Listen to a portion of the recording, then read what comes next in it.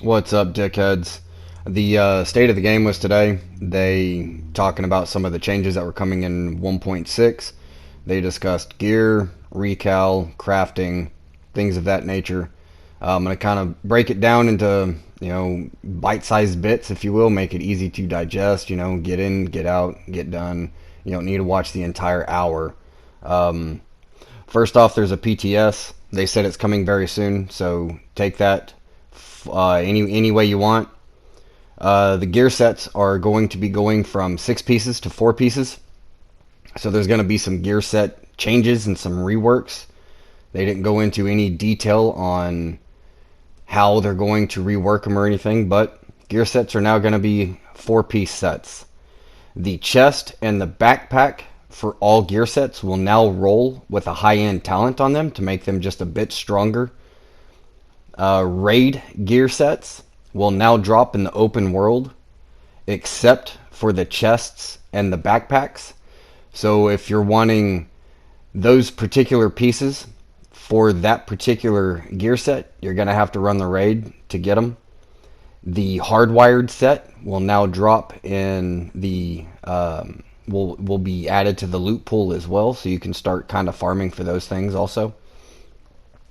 Um, they are going to be introducing 35 or so new named items, i.e., guns and gear.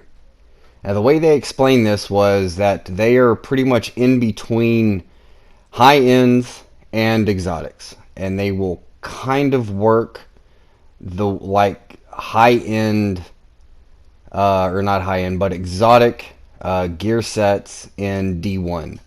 For example, in D1 you had your Barrett's chest, you had your talent on it, specifically to that chest.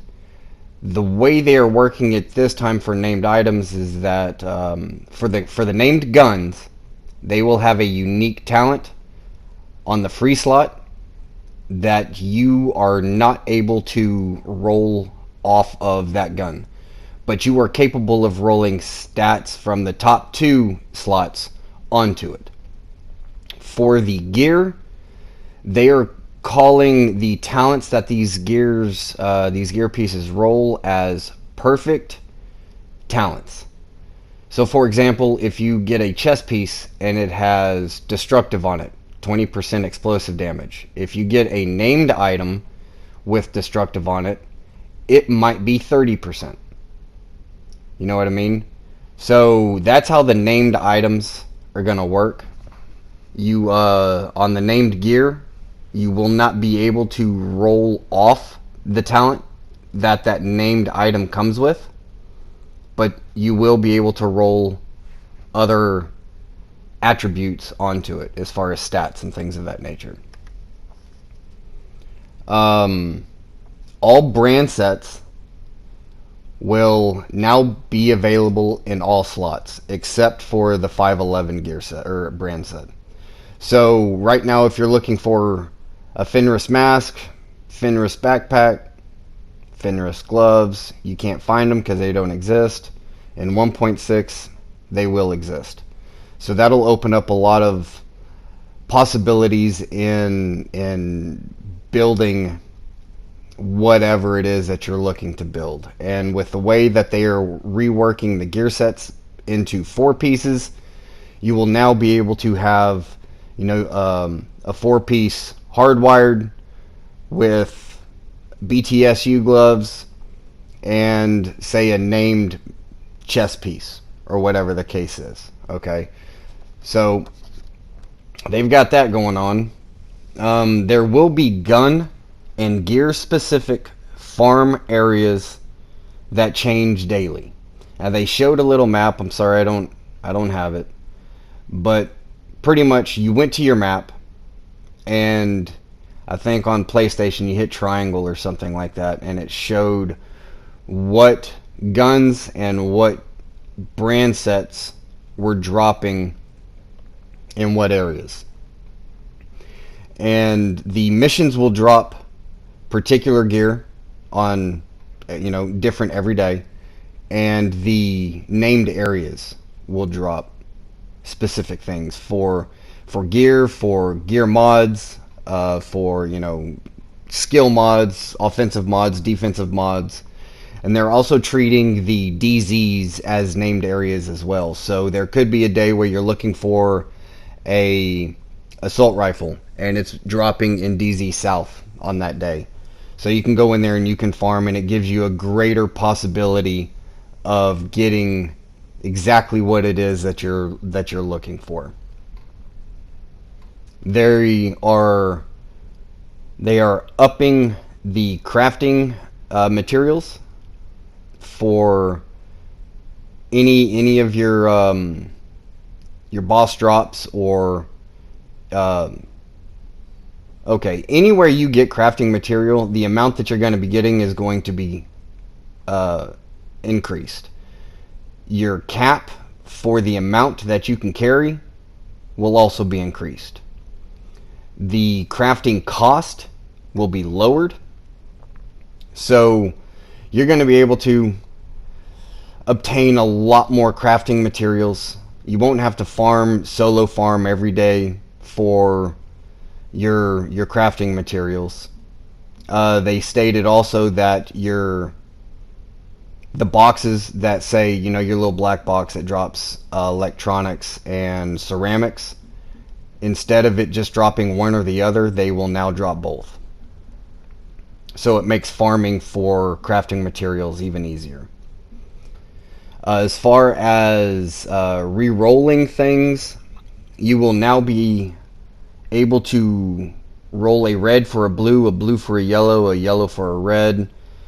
So those pieces that you're sitting there looking at and saying, damn, I only need that one blue instead of that red right there, well, you'll be able to do that now.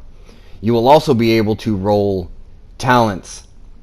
So there won't be the circle with the arrow up or the arrow down or anything, or I've got these perfect knee pads, but it's got entrenched on them, and I would like to put surge on it, and I can't do it because it's got a circle on it, and that's got a circle with an arrow. That's gonna be gone also. So that's fantastic.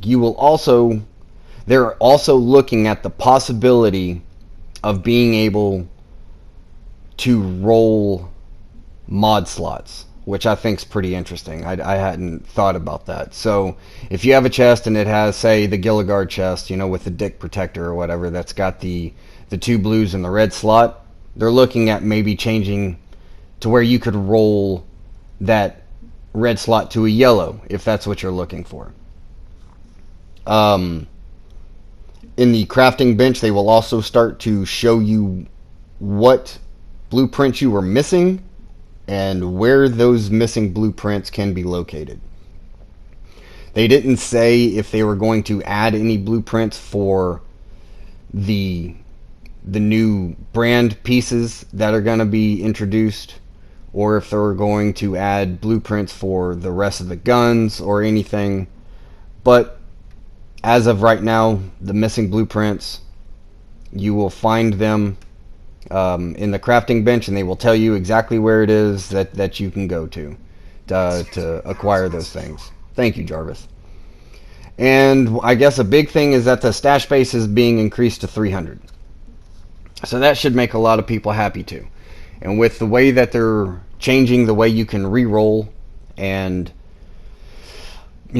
reds over blues, blues over yellows, and things of that nature, and talents and whatnot, I see people's stash spaces really getting lowered, and they're really going to start getting emptied. And then you're going to have, an extra 150 spots available. So that's going to be good.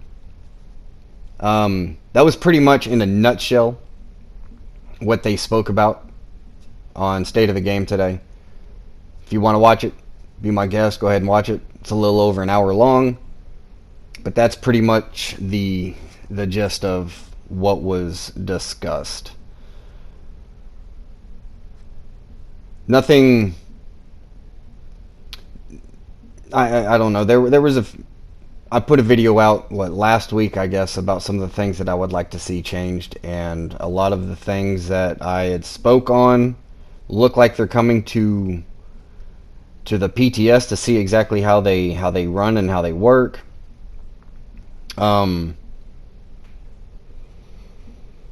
With the raid gear coming to the light zone, and everybody that has the Eagle Bear next week, when they start discussing PvP and Dark Zone and everything of that nature, do not be surprised if that gun begins to get dropped in heroic missions and receives probably a bit of a nerf.